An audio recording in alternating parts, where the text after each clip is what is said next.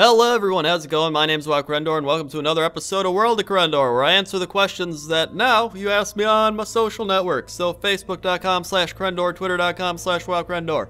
If you want to go like and follow, those are things that you can do. If you don't want to, I don't blame you. I don't know. But I'll ask people on those social networking platforms. I'll be like, hey, I'm doing a Q&A, ask me a question. And then you can ask me a question, and I might use it in the next episode that I do things, such as this one. Okay? Okay. First question comes from Sean. He says, Crendor, what is the deal with Cox and Crendor? Sad face. So if you don't know, Jesse and I have started a podcast channel. It is called Cox and Crendor. It's... the name has been made fun of many times. But... it's Jesse Cox, so his last name is Cox, C-O-X. So our channel name is youtube.com/COX, the letter N, Crendor. All one word. And I'll put a link to it in the description, so you just go there if you want. And we're doing a podcast. We started this whole idea of doing a podcast together way back. It was like back in January. And we started looking up morning show intros on the internet, and there are some really funny ones. And I was like, you know, what if we did a morning show? And Jesse was like, dude, that's a really good idea. Because he's done podcasts like before he did YouTube and all that. And so I was like, we could like make a morning show and it'd be awesome. And so if you look at the first episode of our Saints Row, it's called Cox and Crendog in the morning. And so we spent so long wanting to do it. And then finally, like a month ago, we were just talking, we were like, hey, you wanna just like make a morning show podcast channel, like right now? So we did, and that's what it was. And then we just spent this whole last month trying to set it up. Finally, we've gotten everything set up. We had to there's a lot of things that have to happen for a podcast that we did not know about, but now we do, and we've gotten it all set up. We're trying to get some special people to also be on the podcast, which would make it interesting. But if you're wondering what it's gonna be every day, 5 days a week, and in the morning, it's going to be about a 30-minute podcast, and it'll be on iTunes, it'll be on RSS feeds and all that. You'll be able to find it many places, and you can listen to it on your way to work, school, on your way back from school or work, at school or work, you can, before school or work, wherever you want. You can listen to it before you go to bed. Who knows? But, I'm ripping this little piece of paper. That's the thing that we're going to be doing. It's going to be awesome. And if you want to go there, oh yeah, and it'll be on YouTube, of course, on that channel. So that's that. Okay? Okay. Next question. Victor asks, now when you are done with Banjo-Kazooie, what game will you play next? If you did not know, I'm done with Banjo-Kazooie. I finished that game. Some people were like, Crendor, I don't like watching your Let's Plays because you don't finish the games. Well, screw you. I finished it. You can go watch, I'll put a link to it. Episode 1, Banjo-Kazooie, if you want to watch. I just finished annotating all the episodes because of me being lazy previously, and I was like, I gotta annotate all these.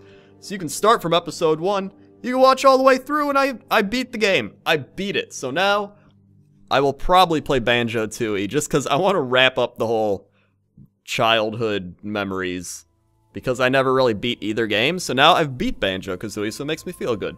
So I kind of want to beat Banjo-Tooie as well. So that's probably what I'll play next, and then who knows what we'll play after that. Okay? Okay, Chris asked the next question. Chris says, this is something I've wondered for a while. How old are you? I am 23 years old. I'm actually the youngest of all my YouTube friends. And it's weird because Jesse's like in his early 30s. Mindflame is in his early 30s. Dodger is like 25. I think she just turned 25. Danielle, Trade Chat, I think she's 25 too. Or she might be 24. I think she just turned 25.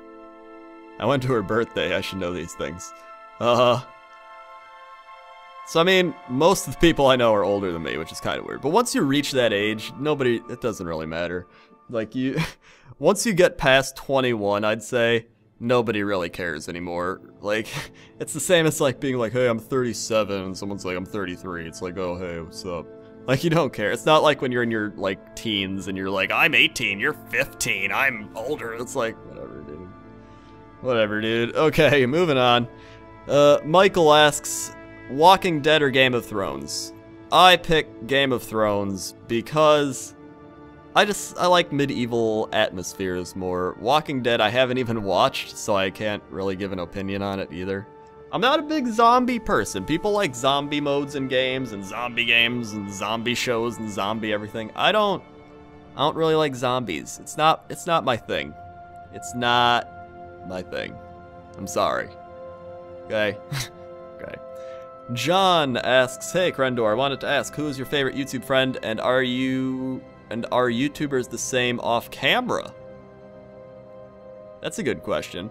My favorite YouTube friend? I don't know if I'd say I have a favorite. I don't like when people say, this is my best friend. Like, I don't think you have to have a best friend. I don't even like having, like, a best friend. I just like having a lot of close friends. Not even a lot. I just like having a decent amount of close friends that I know really well. So I don't think there's a favorite or a best one. I like them all. I like them all for their own unique reasons and personalities. And that's the question a lot of people ask. Are they the same off camera? I can assure you, having met pretty much all of them in real life, they are the same on camera as they are off camera. For people like me, it's kind of weird because people think like, oh man, like some guy was like, I bet Crendor never stops talking off camera. Like that's extremely not true. I'm the person who could say nothing. I could just sit there. I like observing people. That's my thing. I just like sitting there and observing. I don't know.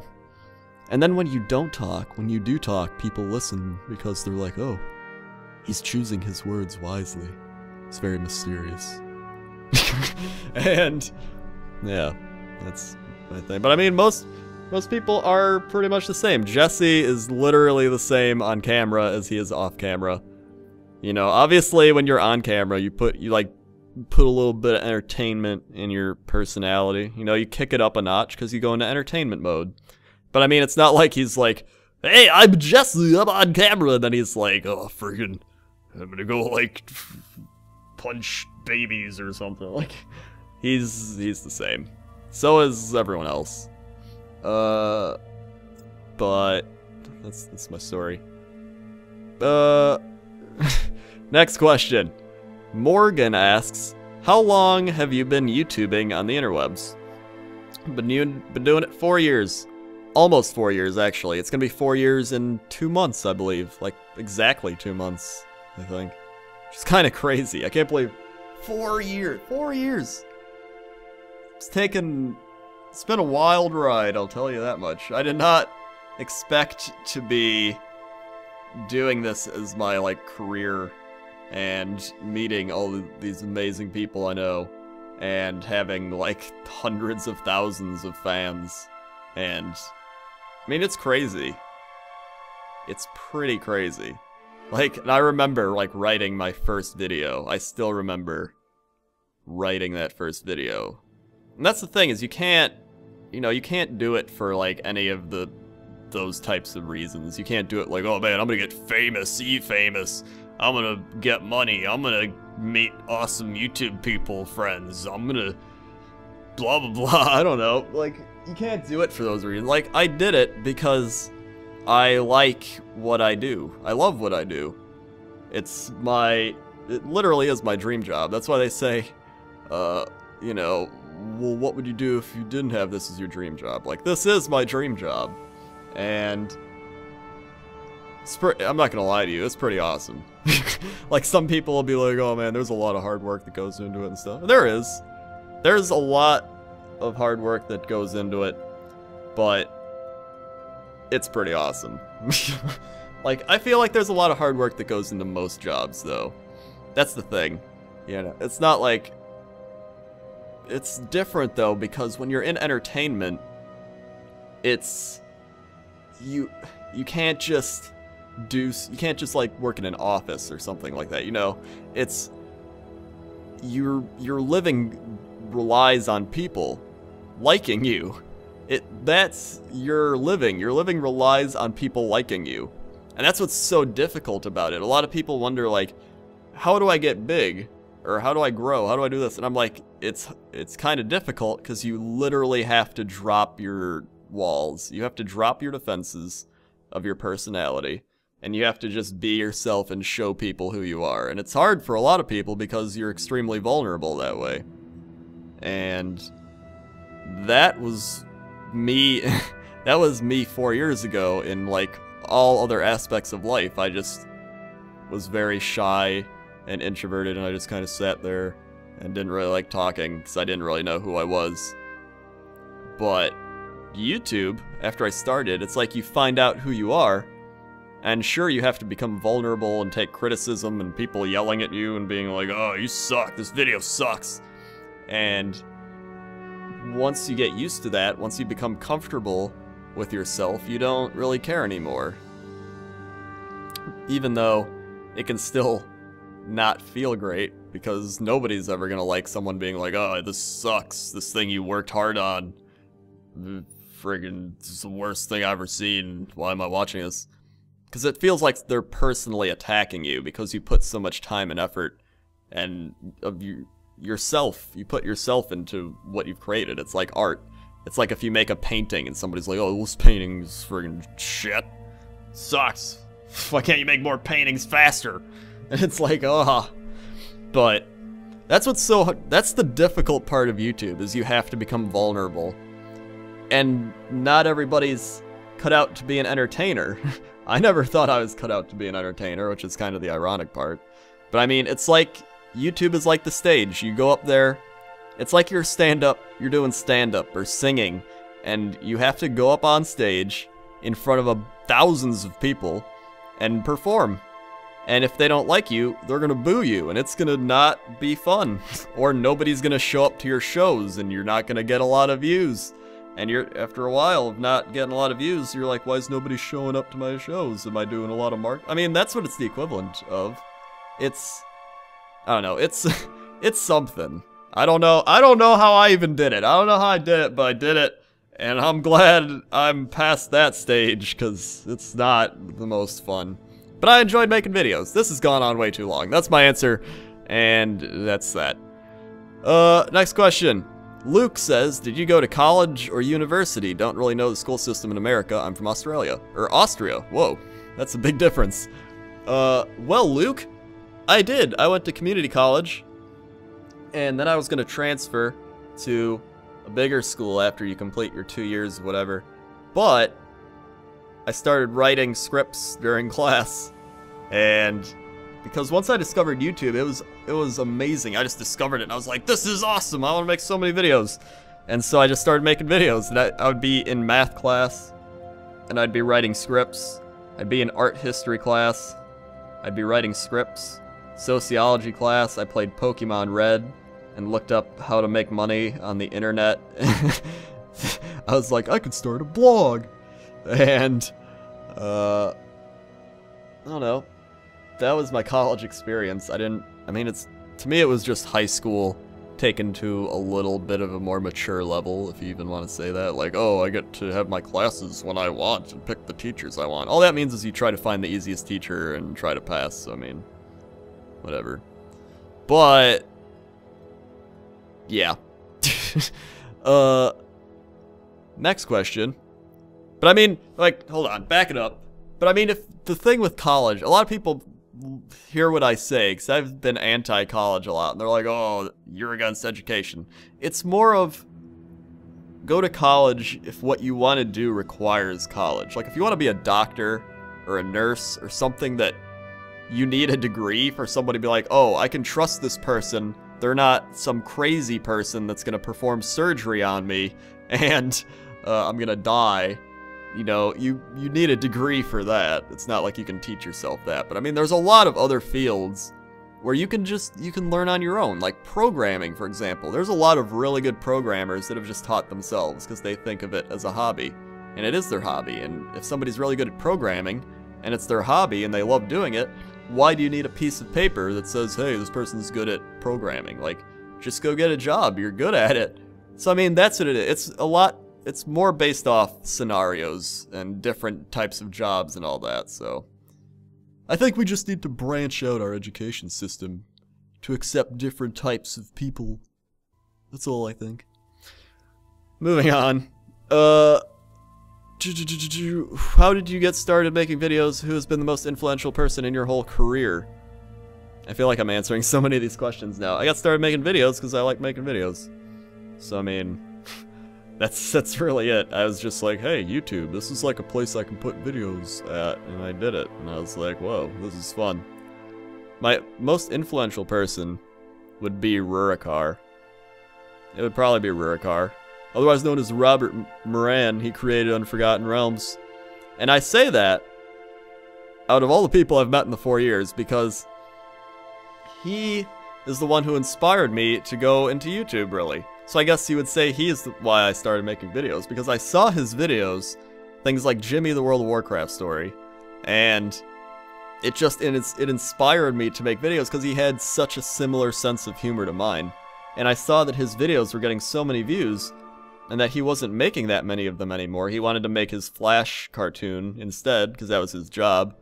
And I was just like, I can do this. And that's really when it clicked for me. Like, a lot of people were like, when did you realize you could do YouTube? And it was really then. It was like when I saw that I had the same sense of humor as him.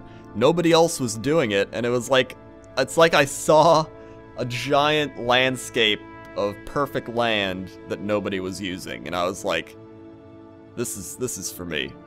And then I get texts. Anyway, so yeah, I would say Rob would be my inspiration. I also raided with him for like a year, which was really fun. I met a lot of other awesome people through that guild that we raided in, including his wife, Krista, who asked me a question. She said, Druid Guy, what's your favorite WoW memory? I'm also known as Druid Guy because in that guild I was a druid, and instead of calling me by my name, they just called me Druid Guy. That was my thing. What's my favorite WoW memory? Probably raiding with that guild. It was fun. We did a lot of... That was in Wrath. We did Ulduar. We did all the Wrathness. All the Wrathness. That probably was my best WoW memory. That was really fun. That was really fun. Okay, let's see. Are there any non-YouTube questions? Here we go. Claudia asks, what do you think about girls who play WoW? What do I think about girls who play WoW? I think people in general that play WoW are awesome. If you're a girl, if you're a guy, if you're an alien, if you're a dog, and you play WoW, awesome. I think everybody that plays video games, or is interested in video games, is awesome because you're doing something that you enjoy doing. And the whole thing with, like, there's the whole... Everybody knows about it with girls in video games, like girl gamer or whatever. And it's such a weird, like, dynamic, really, because there's, like, two different aspects of it. You're in a primarily younger male demographic, which anytime you're going to put a younger male demographic with girls, it's gonna turn into like, I'm gonna hit on her because she's a girl and we're like in our teens and 20s and whatever. But it's weird because a lot of gamers, quote, are not the most socially, socially skilled. I mean, I'm not like calling out people like, oh, you're all like not unsocial. Like, that was me. When I was like 14, back like 9 years ago, I was really socially awkward. I didn't even talk to girls. I rarely talked to girls. And so, like, when you would meet a girl in a video game, you'd be like, oh man, that's a girl. Like, I don't, like, it's weird because it's like you're so socially awkward. And I feel like that's part of the problem is so many gamers are socially awkward. I'm not trying to say, listen, I'm like digging my hole right here. I don't know, it's such a difficult thing to talk about because there's the girls too that just want to play games, and I feel bad for them because they just want to like play video games. They don't want to be classified as a girl playing a game because then you're kind of just, it's almost like you're seeking attention when you say that. Like, I'm a girl gamer. Like, why don't, like, just be a gamer? You know, you don't have to put girl in front of it. And I think that's the problem. That's probably the biggest problem, actually, is there's so many girls that just want to play video games. So, for example, they might create a guy character just so nobody questions the fact that they're a girl. And I mean, I don't blame them for that. Like, I'd probably create a guy character too if I was a girl, and everywhere I went there were guys trying to hit on you or like treat you differently than anyone else, and it's kind of, it would probably get really annoying after a while. So I mean, I try to think of it like flipped. Like, what if there were just so many girls playing games and then there's one guy or whatever? I mean, a lot of it depends. Like, there's a lot of, I don't want to like classify or stereotype again. For example, like a yoga class. There's not many guys that take yoga classes. First, because guys are like, oh, I'm a man, I'm not taking that. So it's generally a woman thing. But like if a guy goes and takes a yoga class, he's gonna stand out and people are gonna be like, oh, like there's the one guy in the class. Like, it's just, it's something that shouldn't happen, but it does happen just because people are human. And we like to just make quick judgments on people, but it's such a difficult like thing to like look into. I don't know if it'll change because I don't know if people will change, but I mean, I don't know. That's something I would like to hear opinions on, because I don't know. Just leave your comments. I think it would be cool to hear opinions on that, because it's such a difficult topic to talk about. I know I've said that like 5 times now, but I mean, to be honest, if you're a girl and you play games or WoW or whatever, it's cool. Like, I'm not gonna be like, oh, that's a girl gamer. Like, I'm pretty sure half my friends are girls now, so it's whatever. I don't know. There's a lot of girls that are better than me at video games. I'm not the greatest at video games. I like, except LOL. You know, like, I'm pretty good at LOL. Like, I'm not the best, but like, I'm pretty good. Moving on. Chris Miles asks, yo, I've noticed you use music from a lot of small artists. I assume you do so because you just like the song or want to help promote people. I've actually found some good music from you, such as things from SMK. What would it take for you to use one of my songs at the end of your videos? I started using techno songs at the end of my videos because I just liked it. I don't think it's that complicated. I just liked techno songs at the end of my videos because it added something to the credits. You know, it wasn't just like an end slate of continued music or whatever. It was like, hey, I get to hear a techno song. And it was really like upbeat and happy at the end of it. So it made you feel good at the end of the movie. And part of it, I'm trying to like relate some psychology into it. Like, oh, I just watched this movie. Now I get to hear this upbeat techno song that's very happy and I feel happy. So I've just watched a movie, now I feel happy. See, we're getting into some psych stuff. But I like it too, because I'm like, oh, it adds another element to the movie. So I like that. And if you want me to play your song, I mean, I don't know, probably email me. And I can't promise that I'm going to use it. I tend to just go to Newgrounds and find songs that I like. So if I like your song, I'll use it. I don't know, like, I'm not that picky. Next question. This person, what's it say? Oh wait, hold on, I've done this question. Okay. Zach, there we go. Zach asks, what's your favorite part about being a YouTube partner, making videos and whatnot? I've always been interested in what aspects are a lot of fun and what life-changing experiences are involved. Whoa. Now we're going deep. My favorite part about making videos is the writing. It's easily the writing, because I'm more of a writer than anything else. Like, writing the script is what is most enjoyable for me. There's a lot of scripts I've written that I just haven't created because I'm like, oh, I don't want to edit this. There's a lot of editing that goes into it, which, I mean, part of that's just... Part of it's...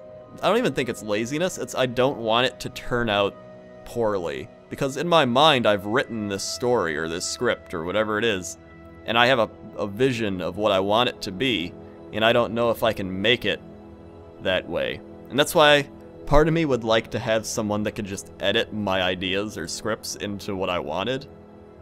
But then the other part of me is like, well, I want to do the editing so that it turns out the way I want. So it's... I'm trying to increase my editing ability as well, because I want to be able to do that. So, I think that's my most fun aspect, is just the writing and coming up with all the ideas. Life-changing experience. I think the entire process of being a YouTube partner has been a life-changing experience, because I went from being a shy person that had no idea what they wanted to do in life 4 years ago to... and socially awkward, to being 4 years later more confident, have a career that I love, and making a bunch of friends that have similar interests and are awesome, and getting to play video games at 1 p.m. in the afternoon. So, I'd call that a life-changing experience in itself. Just the whole thing. Any more questions?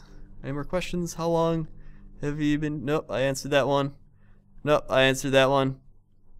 Oh, I answered that one. I think we're done. Maybe I'll just take one more. I'll take one more. We're gonna go to Facebook right now.